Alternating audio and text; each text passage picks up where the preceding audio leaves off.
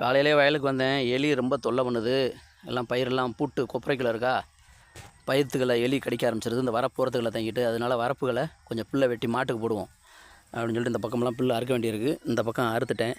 பயித்தில் சீக்கு விழுகுது, நெல் பயிற்றுலலாம் பூட்டு இது மாதிரி இருக்குது. வெள்ளத்தாள் விழுகுது, கொம்பு பூச்சி கடிக்குது, குளவி வேறு உட்காந்துருக்கு.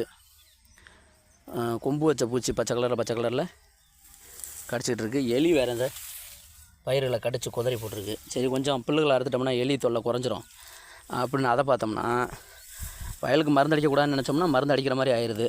தாள் ஃபுல்லாக பயங்கரமாக பூச்சி இலை சுருட்டு புல் விழுகுது. இங்கே பாருங்கள் எவ்வளோ அழகாக ட்ராவல் ஆகிட்டுருக்கு பார்த்தீங்களா, பச்சை கலரில். இது அந்த கொம்பு பூச்சி. இந்த இலையை பிடிங்கிட்டேன், இது மாதிரி நிறையா பிடிங்கி போட்டேன். இந்த வண்டு அதை பாருங்கள், இந்த பச்சை கலர் பூச்சி இந்த இடத்துல வண்டு பாருங்கள், அந்த பாருங்கள் பயித்தில் அப்படியே